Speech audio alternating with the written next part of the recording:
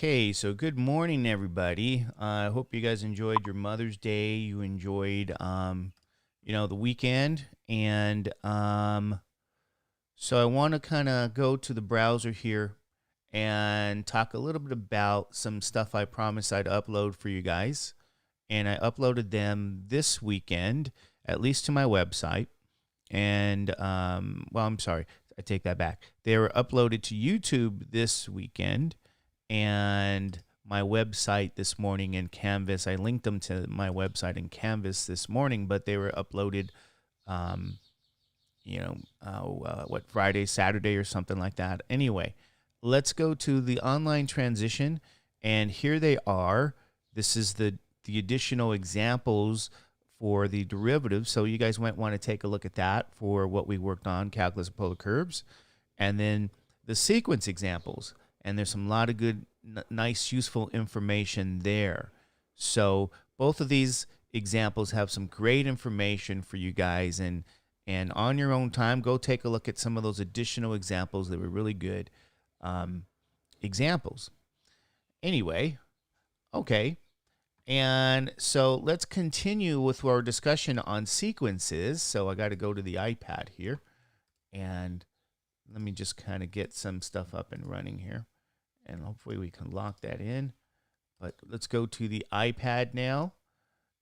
And let's take a look here of what we were working with these sequences. A couple of remarks to make. I'm going to give you another fact here, or another theorem. And here's how this theorem works.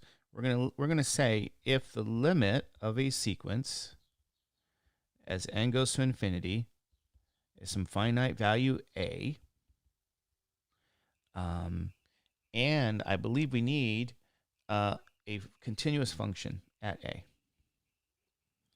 So we say and f, which is a function, is continuous at a. Then we have the following. Then the limit as n goes to infinity of f of an is f of a. So a good example of something like this could be maybe they give you a sequence.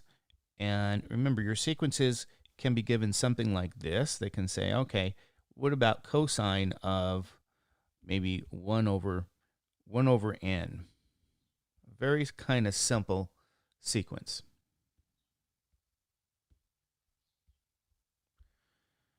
Okay, so here's that sequence an.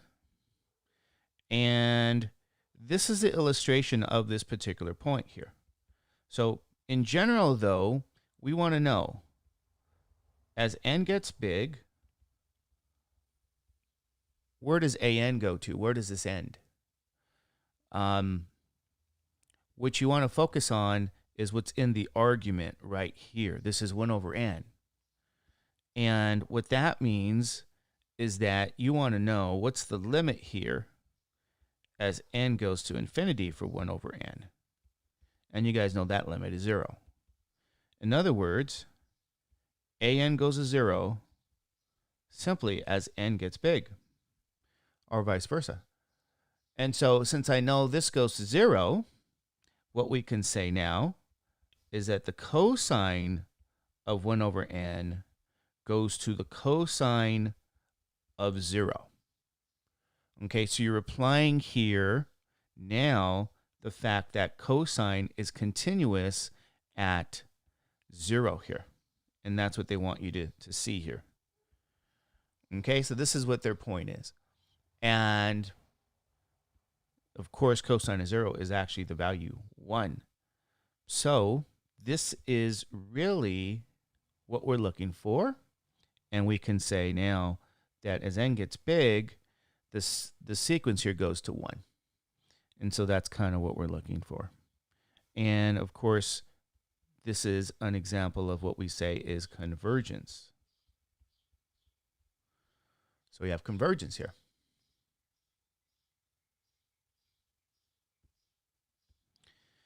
So here's an example of this, and you could see this all day long.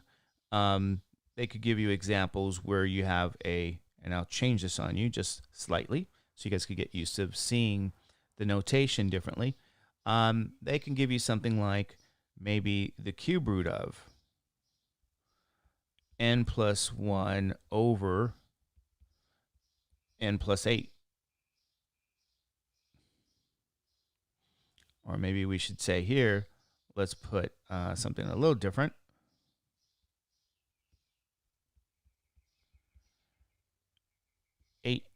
N plus 1.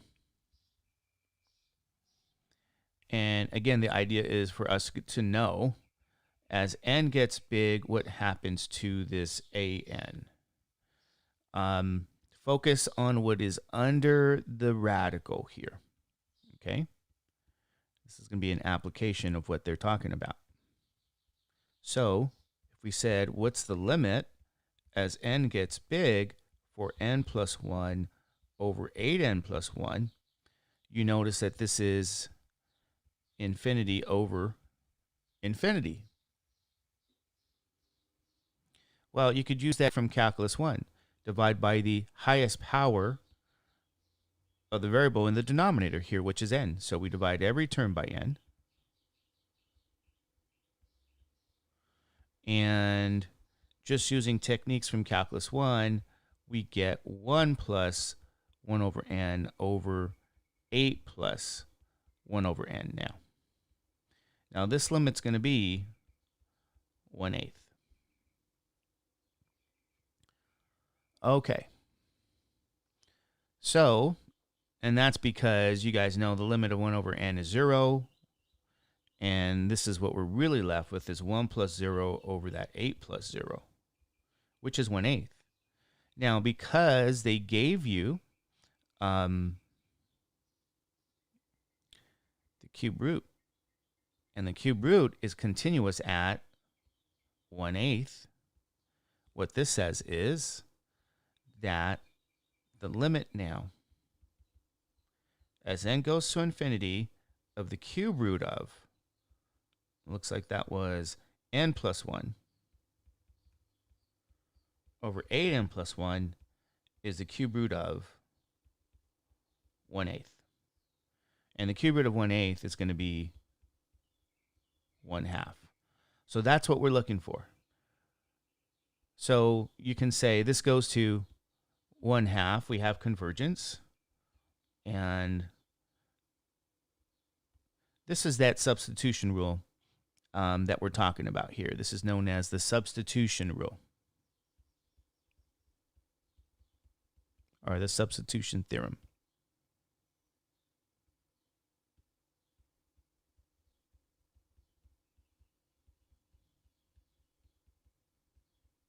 And the requirement is that our function f be continuous at that limit value. Okay, so that's one thing I wanted to remark about. And another thing that we're going to talk about here early this morning is going to be the very famous squeeze theorem.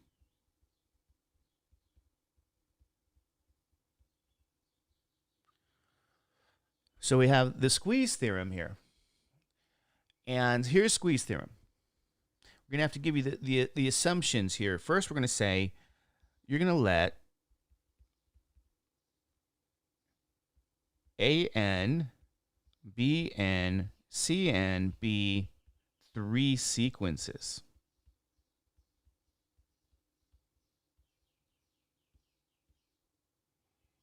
So we got 3 sequences here. This is how we start this, with 3 sequences. If an is less than or equal to bn, which is less than or equal to cn, now I believe your book says this. It says for really some n starting at an n naught, at least n naught. What this means here is eventually. Typically, you have this phrase for all n, meaning that's from the start. You know, all n meaning for n is 1, n is 2, n is 3. That's not what we have here. We don't have all n. They have for n greater than or equal to this starting point called n naught, this initial point, that just really means, hey, eventually we have the criteria. Now, this is important because what we have here, AN is the smallest, CN is the largest. And the point here is that BN is in the middle. So this is the relationship, and that happens eventually. Okay, so if we have this, and there's a little bit more, we need another criteria.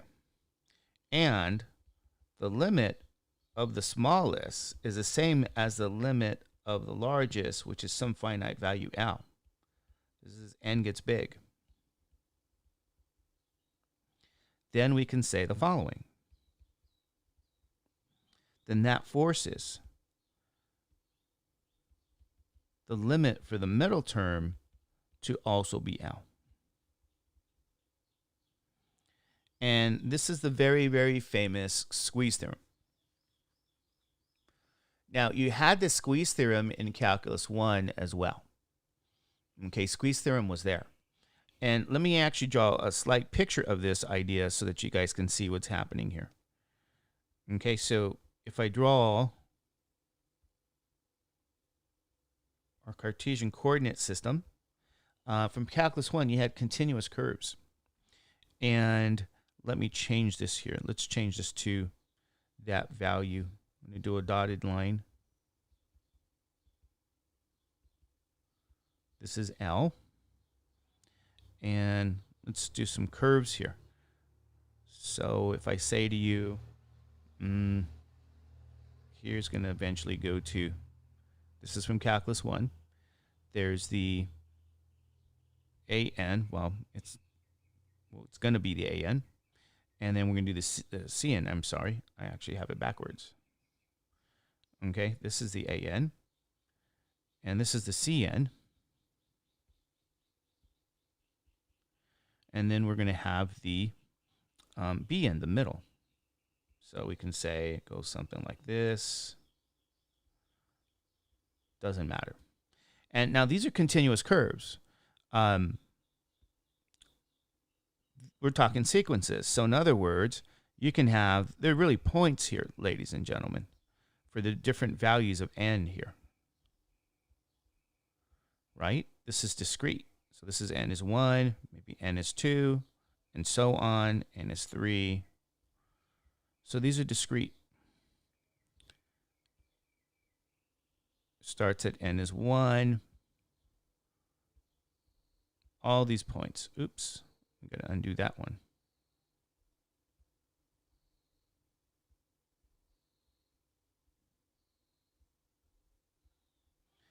And if I erase this, this is the idea.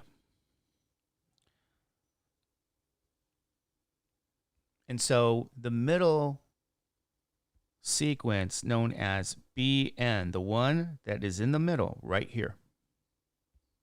And even though I did all n, it doesn't matter as long as it happens eventually. The limit of the larger and the smallest, the largest and the smallest, the CN and the AN. This limit is L for both, because you have, again, remember this epsilon neighborhood, the tunnel that every term here eventually belongs to. It doesn't matter for how arbitrarily small we take that epsilon. This is my epsilon neighborhood, NBH. Okay, epsilon neighborhood. If you guys remember, this is L plus epsilon and L minus epsilon. So every term eventually is going to be in that tunnel.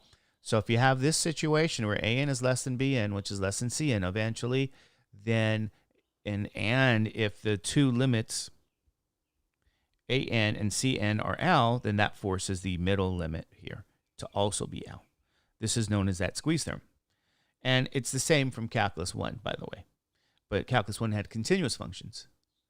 So, a classic example of squeeze theorem always is, it starts with sines and cosines. So, for example, they can give you a sequence that's cosine n,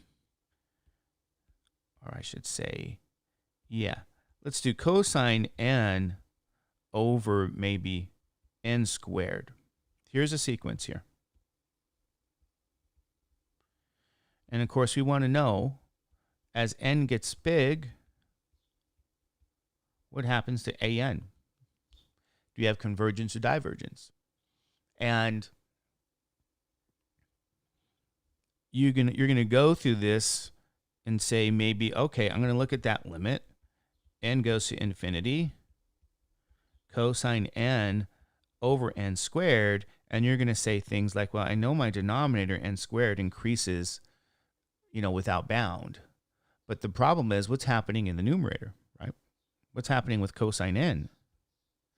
Now, the cosine curve really oscillates between plus or minus 1.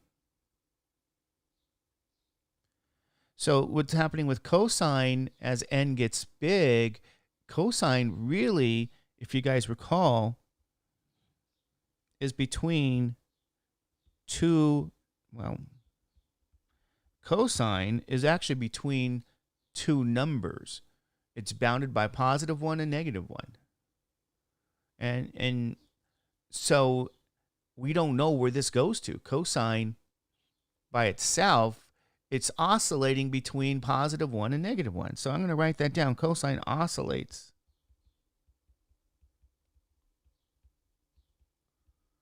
between plus or minus 1. But we're looking at the ratio, ladies and gentlemen. The ratio of something that oscillates between plus or minus 1 over n squared. We're trying to show what this limit could be. So here's kind of the logic that you're at. And I'm going to say use what we just talked about. Use squeeze theorem. This is how we use squeeze theorem.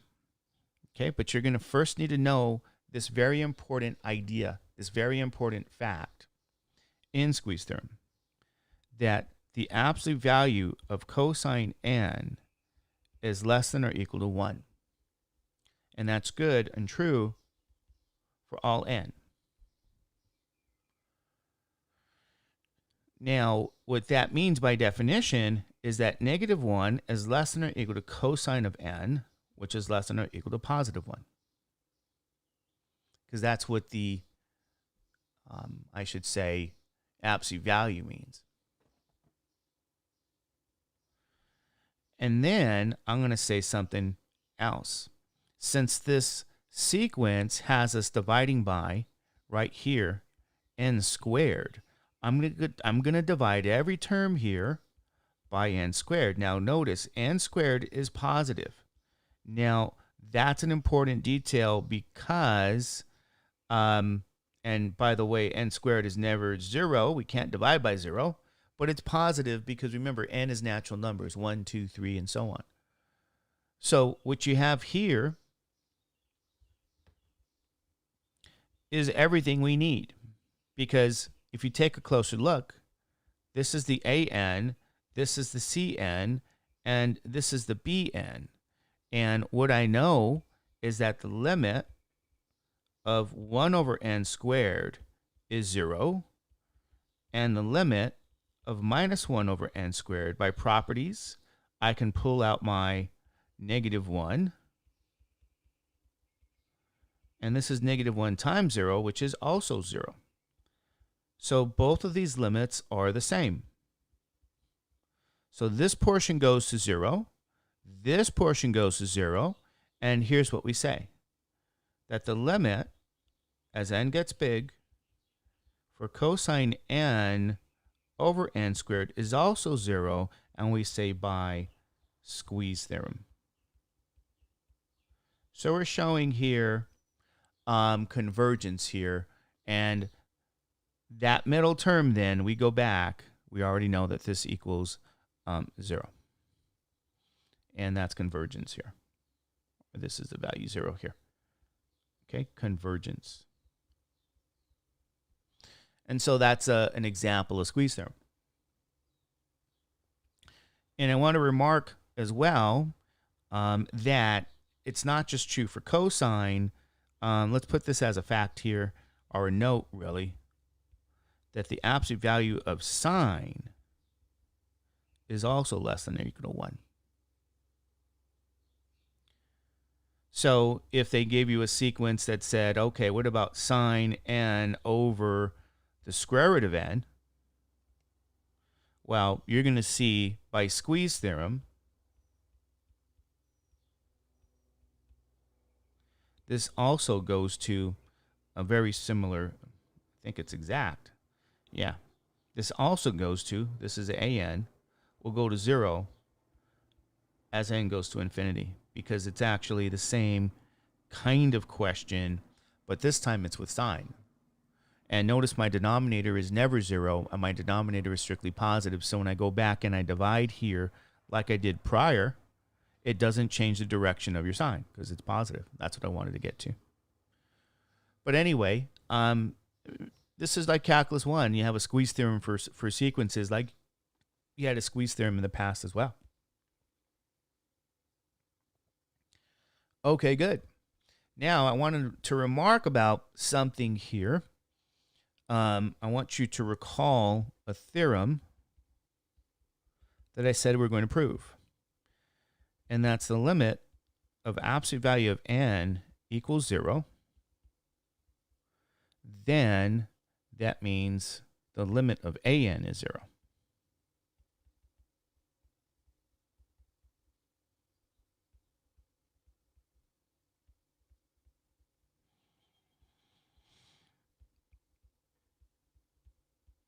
Let's try to prove this here.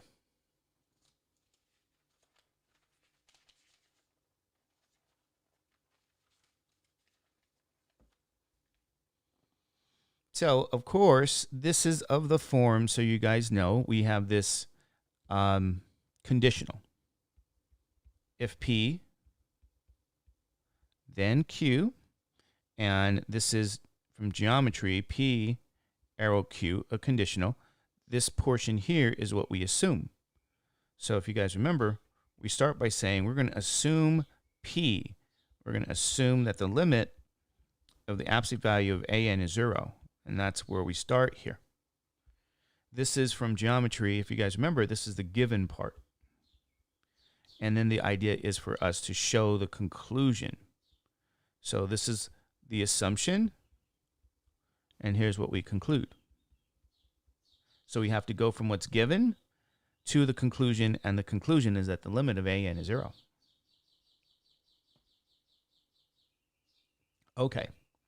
Since we know that the limit of the absolute value of an is 0, then what that means is that the limit of minus absolute value of an, by properties, pull out the -1, pull out the constant,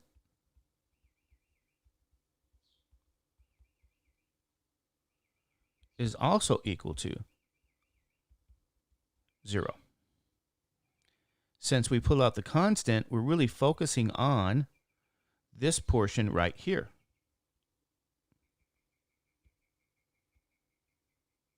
We know that portion is 0 by the assumption. And -1 times 0 is 0. So we have two things here.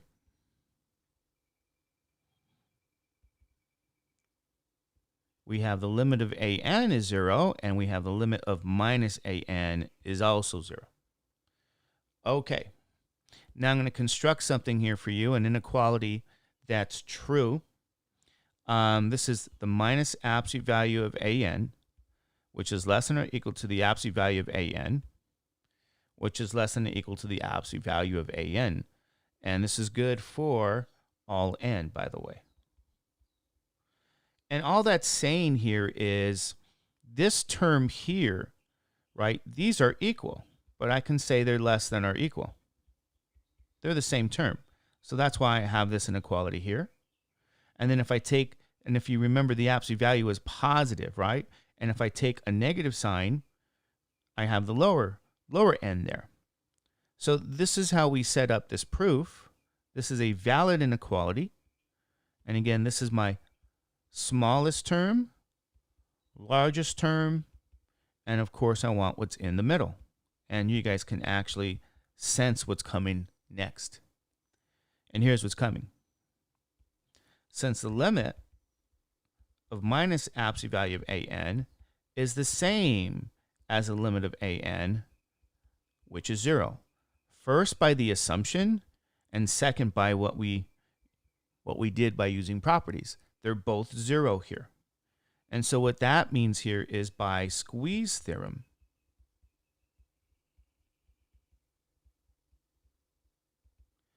the middle, which is right here, is also 0.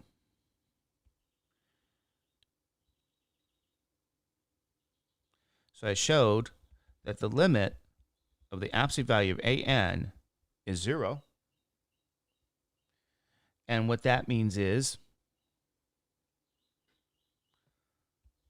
the limit of an is also 0.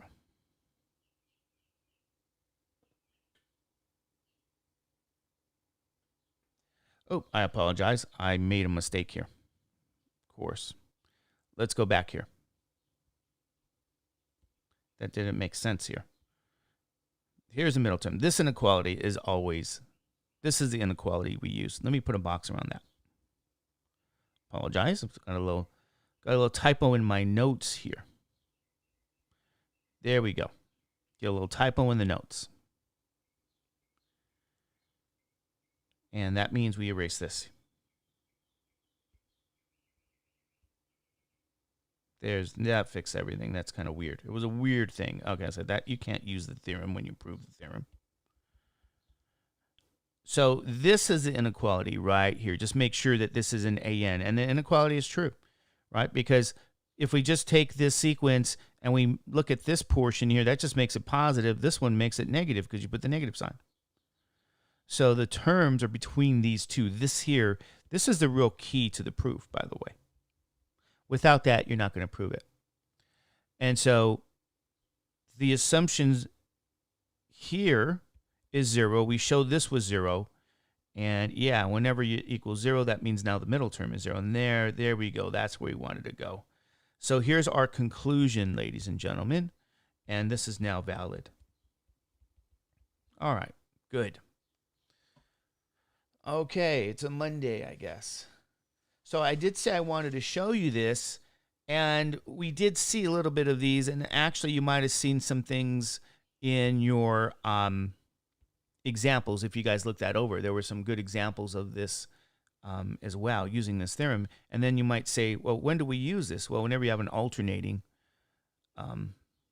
sequence. Now, I want to remark here. Here's another remark. Here's another key use of this.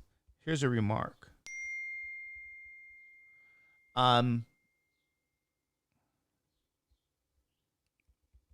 It's a very simple example.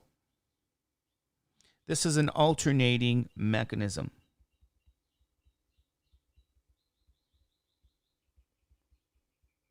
But we're going to look at this as a sequence. We're going to call that an. And what that means is that when n is 1, we get -1, +1, -1, +1. This happens forever.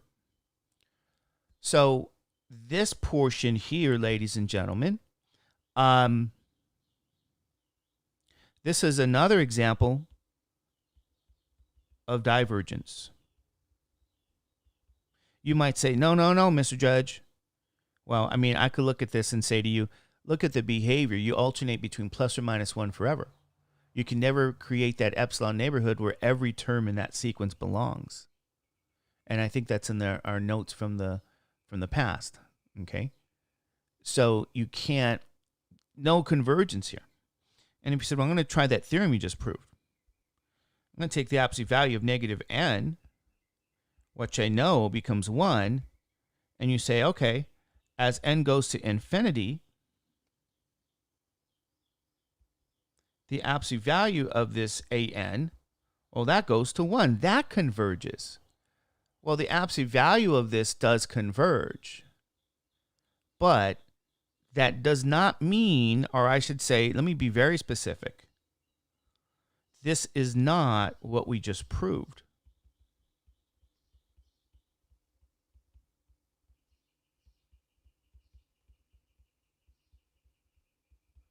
what we just proved is that if this goes to 0 in absolute value, then the sequence goes to 0 as well. It has to go to 0 here, okay?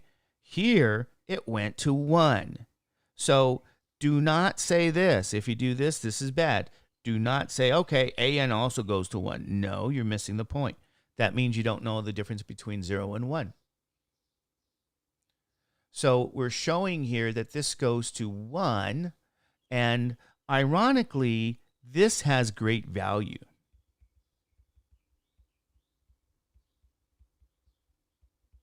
You see, what that means is, since we know in absolute value this goes to 1, what that means here is simply that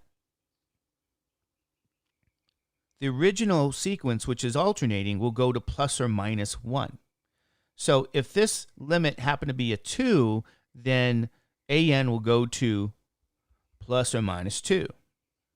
If it happens to be a 3, then AN will go to plus or minus 3. In both cases, you have divergence.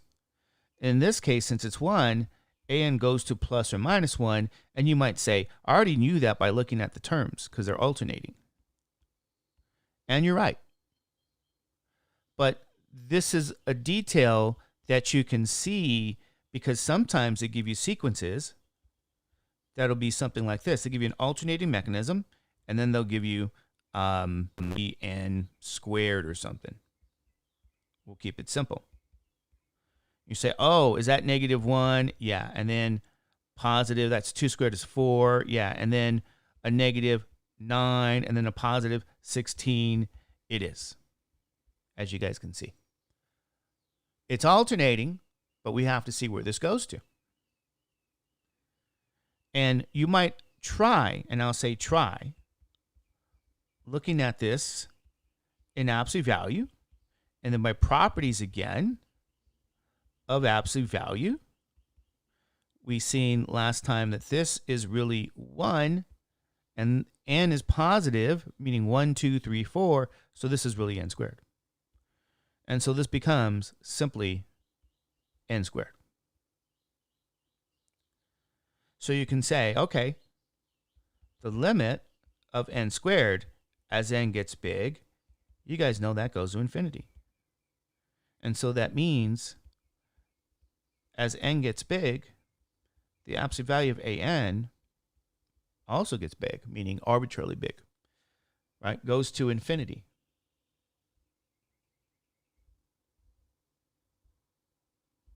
To infinity and beyond. And so how you put this together, and I'll say, what about AN? Well, AN is what you have here without the absolute value. So using this knowledge right over here that AN goes to infinity, or absolute value of AN goes to infinity, here's what this means. It means that AN goes to plus or minus infinity because AN involves the alternating portion here.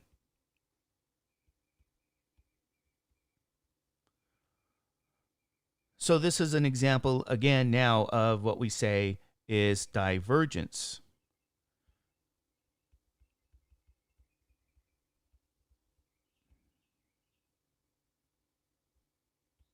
Well, all right, thinks it's an ellipse. Good. So this is how we use that theorem, and it's a pretty good theorem, and this is going to be highly useful for us. And I'm just going to my notes looking for some more useful ideas. One more useful idea I want to remind people of, which is going to be important for us. Another theorem is this particular sequence. Here's a fact. We'll call it a theorem. The sequence r to the nth power is convergent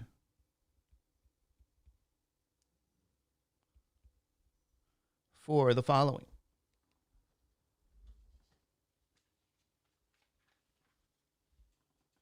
I believe it's -1 not less than or equal to, -1 less than r less than or equal to +1.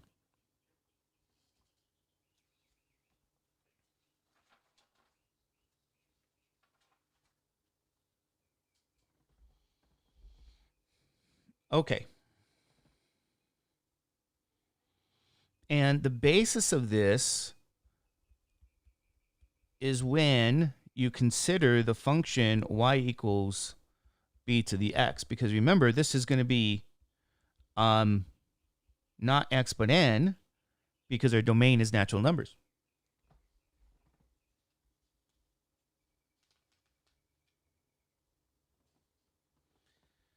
Okay, and so this is an exponential growth curve.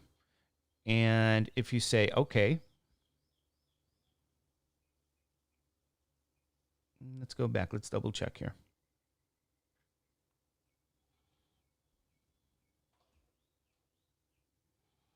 It's exponential growth and exponential decay.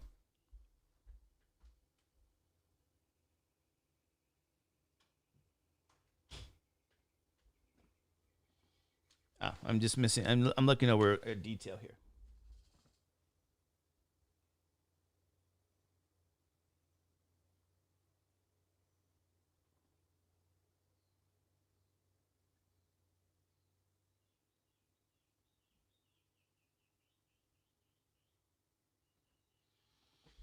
Okay.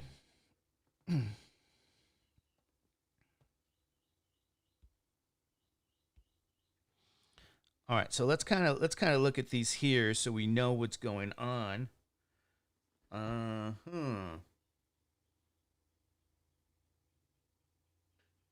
Well, let's consider this.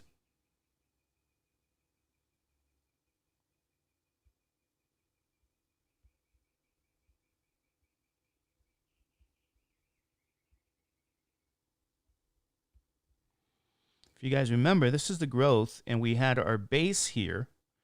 We considered the base here to be bigger than 1. So we had growth.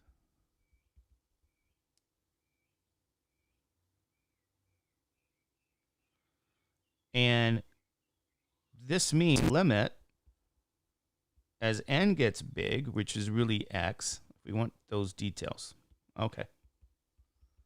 The limit as x gets big, b to the x is 0, which really means the limit as n gets big, that not 0, that's infinity. We got divergence. And that happens when the base here is bigger than 1. And then you had the decay curve. And the decay curve looked like this.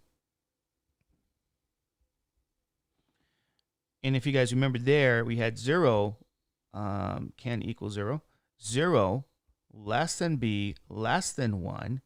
That's when you had decay. Okay, and it goes to that value 1 here.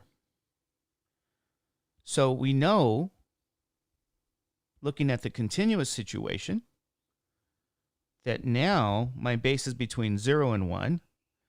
The limit as x goes to infinity, b to the x equals 0. And that means now an, if it's b to the n, will go to 0 if 0 is less than b, which is less than 1. This is the idea. Okay, so just go to the exponential curve and look at the base values. So we know for certain this is going to be, let's color that purple. So we know for certain we'll have convergence to 0 if we look at this as a sequence for the values between 0 and 1. And I want to note something here. If we say the sequence Bn, if we let the base be 0, let's do it this way. Let's say if we let our base be 0, then we're really looking at 0 to the n. We're looking at the constant sequence 0. This converges to 0. So if our base here equals 0, well, we get convergence to 0 as well. And so we can actually go back to the original criteria and say, well, include 0, and we have a situation where we have convergence. Similarly, if I say to you, let the base be now not 0, let your base be 1. And then that means 1 to the n is the constant sequence 1, 1, 1, 1. And I'll say here, we get convergence, but this time it goes to 1. So I know I have convergence, and I'm going to notate that.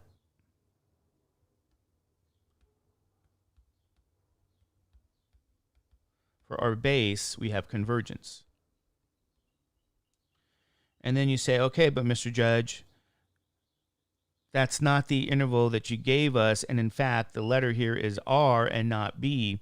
And I'll say, I know, but I show this initially with B because people are familiar with exponential curves from a past course, right? Like Calculus 1 and the other algebra courses.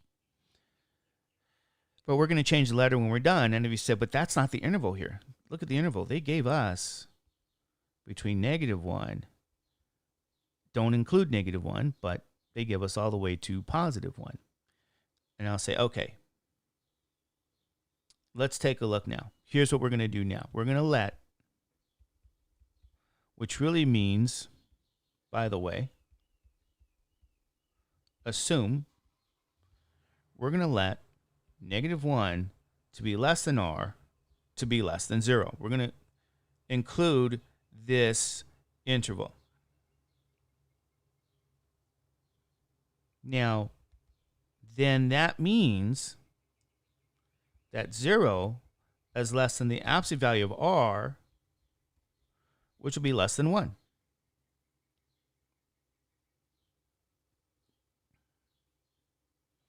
Right? Because now you're looking at for R values between -1 and 0. Don't include those two values. And if you just simply make them positive, right? This is what we did. We just made them positive here. And this is our new inequality. What this also means, if I raise things to the nth power, I get 0 to the n is less than the absolute value of R to the n, which is less than 1 to the n, meaning 0 is also less than absolute value of R to the n, which is less than 1, just by taking powers. Because the absolute value of R is smaller than 1. And then you can say, okay, what's happening here with this?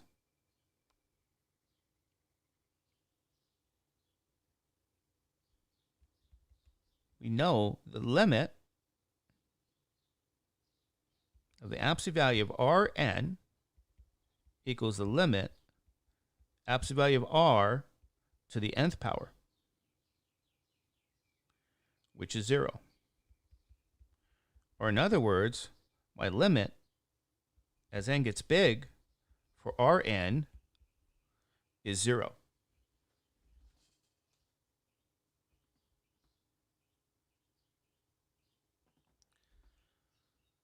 So we know this is also 0, and you say, well, what is it 0 for? It's 0 for this particular interval here from -1 to 0.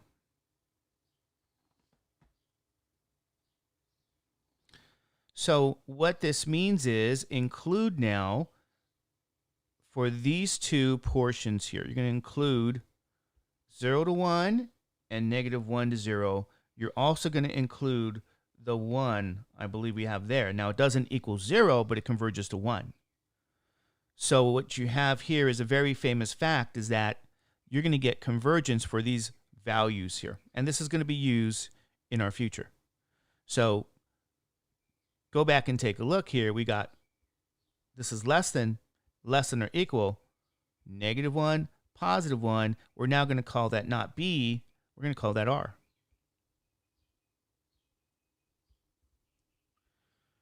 So any base between these values, and it's also written in some books. Let me double check your book. Yeah, your book writes it this way. Your book says, here's the limit here of R to the n. It'll be two things. It's 0 if -1 is less than r, which is less than positive 1. It's 1 if r equals 1.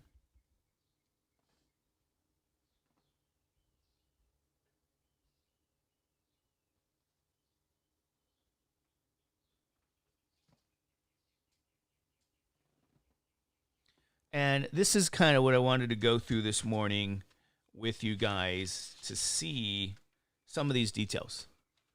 Okay. Now, I want to give you some definitions here. So we're going to use this fact in the future, just so you guys know.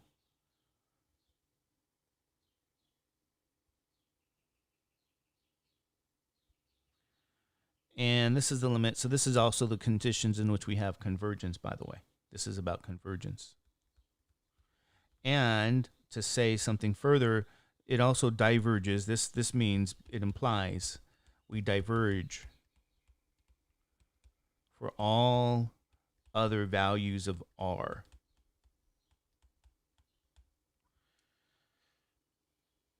Okay. Give you a couple of definitions, something that we're going to care about here in our future. Definition of an increasing sequence.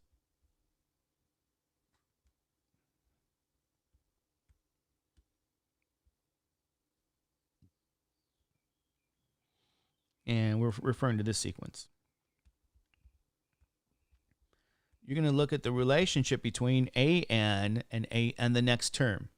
So this is the current term, and here's my next term because it's a year older, right? You have the index here of n, and then n plus 1. And so it's increasing. You need this situation, that the next term, and this is for all n, has to be bigger. And then you can say that's an increasing sequence. Okay, so here's a definition of an increasing sequence. We're going to give you a definition of a decreasing sequence.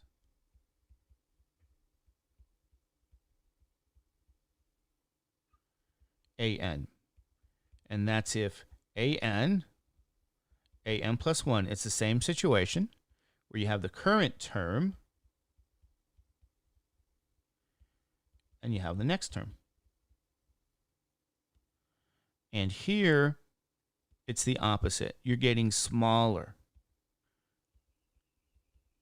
So an increasing sequence is terms that get larger, obviously. And this is terms that get smaller.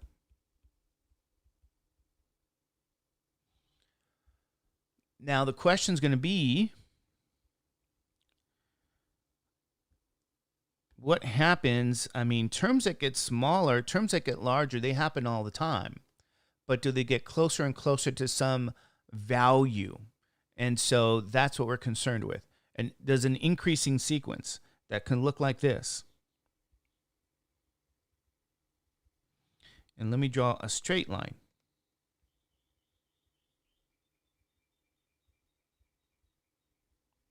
Just give you a picture. You can have a sequence that increases. This is maybe 1, 2, 3, and so on, right? Starts here, here, here, and here's what's going to happen.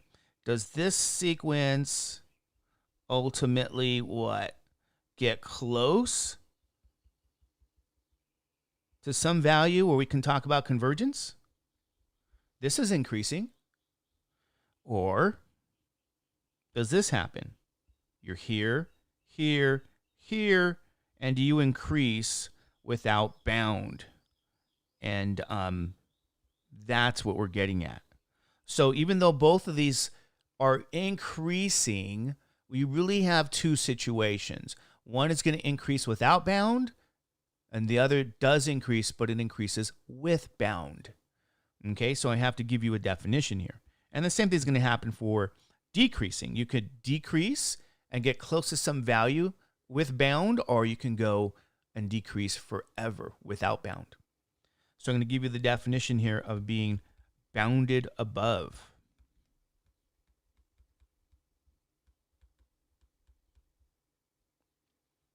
And that applies to a sequence. That happens if AN, let me make sure.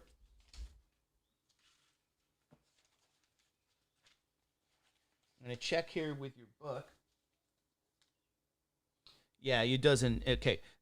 We use the letter M. M is a constant, but they're going to have less than or equal. That's what I wanted to make sure here, because it doesn't matter, but that's a constant. And this is going to be true again for all n. So what that means is the terms of your sequence are always smaller than some value m. It's a different letter than L, but it's not that big of a deal. Okay, so this is what it means to be bounded above. And then we have a definition here of bounded below. It's another sequence AN.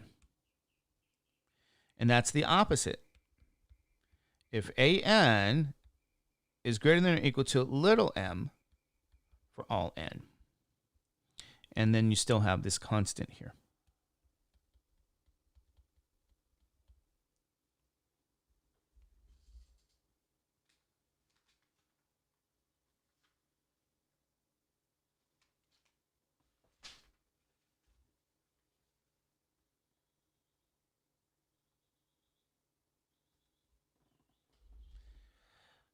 Okay, now go back to these two definitions of increasing and decreasing so you guys know. I'm going to give you another definition called being monotone. And I'll say, by the way, if a sequence is either increasing or decreasing, we say it's monotone. Mono meaning one. Let's write that nice word nice and clear. Monotone, a monotone sequence. Monotone. Mono meaning one. Okay, so it's strictly increasing or it's a decreasing sequence. We just say it's monotone. Now, the reason we call it that is because we're going to give you this very famous theorem, very famous fact. Okay, here's a fact, here's a theorem. So,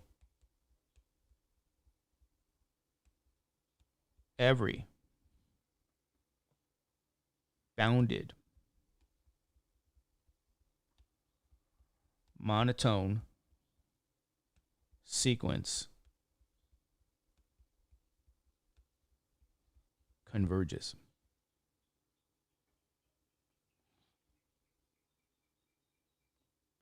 This is called the monotonic sequence theorem.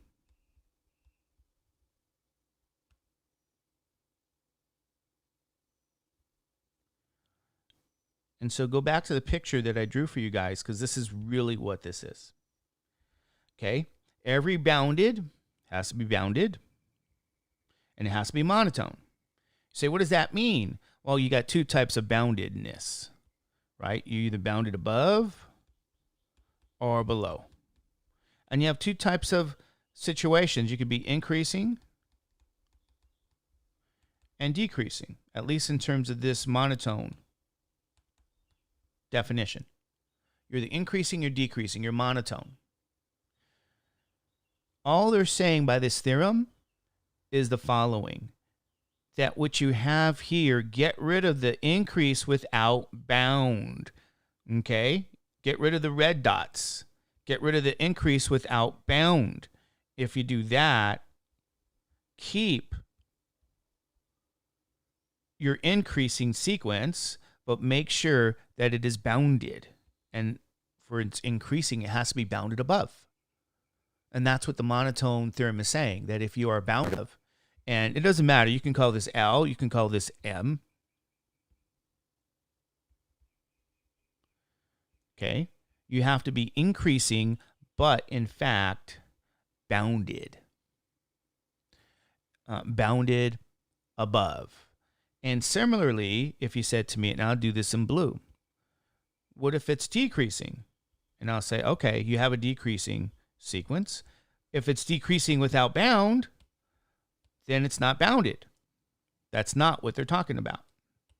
You have to have a decreasing sequence, okay, that is bounded below.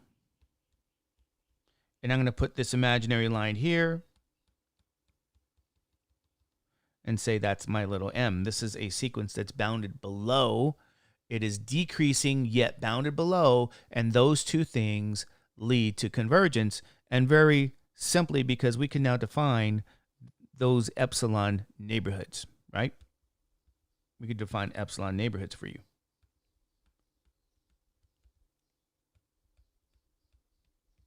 So I did want to say to you guys this morning and show you, at least get to a lot of these little details. Bounded below, bounded above, increasing, decreasing. Your monotone, if you're increasing or decreasing, it's another way of saying your one flavor. Mono meaning one. You behave one behavior, monotone. Every bounded monotone sequence converges.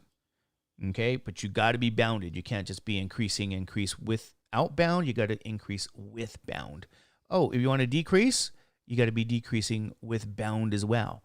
And if you do that, it's going to converge. So this is just going through the illustration really of what these theorems are in your book. And, we're going to need some of this background in our future, and that's why I wanted to get to it for you guys. So anyway, ladies and gentlemen, look over those examples I did for you guys. So you guys know, I did a lot of examples. They should make a lot more sense now that I went through some of these particular details. And I could go through another example. Let me do something really quick here. Let's try this here. Let's go through one example. Looks like we have some time. Let's talk about this sequence here.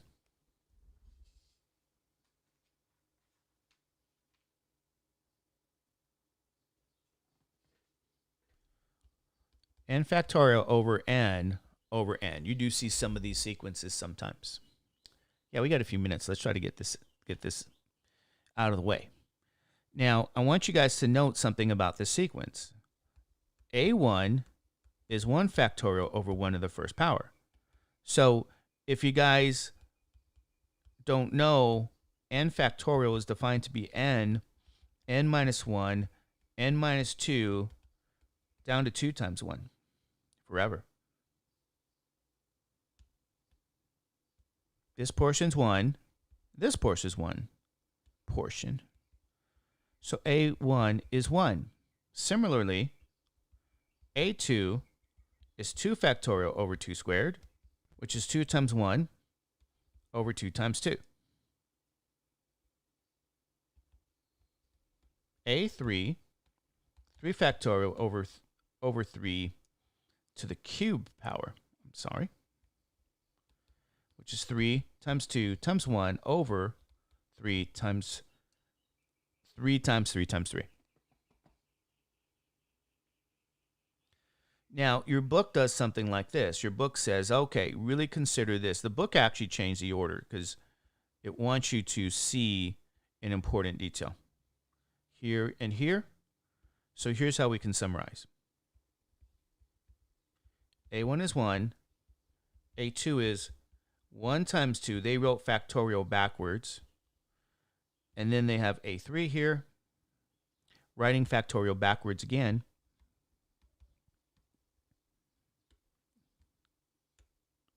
One, two, three, and then that 3 times 3 times 3.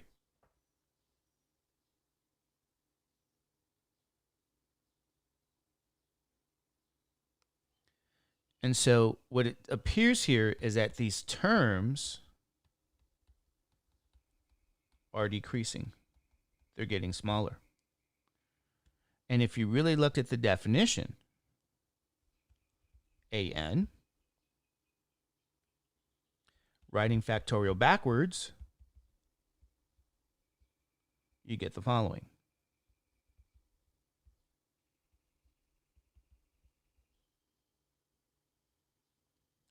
Now, here's what they did. Here's what they're saying. They factored out that 1 over n, and when they did that, you have 2 times 3 all the way up to n, everything over, still all the terms up to n.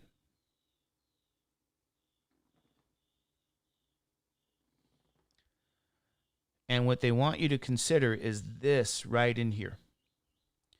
This portion here is at most 1. And you say, what do you mean at most? Well, here's what's going on there.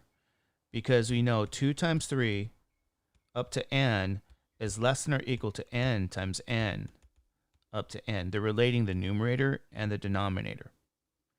The numerator here on the left here, here's my denominator on the right, that the numerator is going to be less than or equal to that denominator for all n. Or at least you have to use, n bigger than 1, I guess. Okay. And so when you divide, since you know this inequality is true, divide by the denominator for both, you get this kind of algebra going on. And this is what they're saying. This portion is 1. So what they're saying is that this fraction here is strictly less than or equal to 1. And so this makes our an to be less than or equal to be at most 1 over n. But it's always positive. This is true for all n. N is 1. These are positive terms. So as you guys can see now, the limit is 0. As n gets big is 0. The limit of 1 over n as n gets big is also 0. And so by our friend squeeze theorem,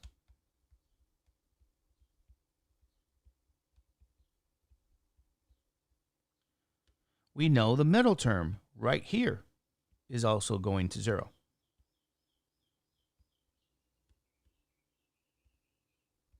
So the limit of an is also 0. And that's by squeeze theorem. And so here's another illustration here of squeeze theorem. And it's a very nice problem. So we say as n gets big, an goes to 0. We have convergence. So today we talked about squeeze theorem. We talked about increasing, decreasing sequences, which are also known as being monotone, and boundedness, bounded above or bounded below. If you have those two things, then you have a convergent sequence. And so we also proved what I said we were going to prove the other day. And so here's tying up all the nice little loose ends. And we're going to use this fact in our future, maybe starting tomorrow. We're going to use this. So I wanted to prove some of these things for you guys today, give you some definitions, and that gives you kind of a pretty good start to an introduction to the world of sequences. Okay, and again, this is just a nice introduction. So anyway, I hope you guys enjoyed your introduction to sequences. You've had it for 2 days. I did put some extra examples. Please look over those examples on sequences and also in your polar derivatives. You got a couple of hours worth of nice examples for you guys. So I hope this helps you guys do some of your homework. And anyway, if you have any questions, see me during office hours. And I hope you guys have a great day. Okay. All right. So good Monday. Good. Tomorrow we're going to start talking about series, which are related to sequences.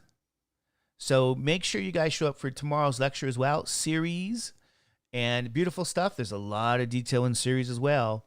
So when you start both of these, there's great detail. And so take it easy. Stay safe, and I'll see you guys tomorrow if I don't see you in office hours. All right.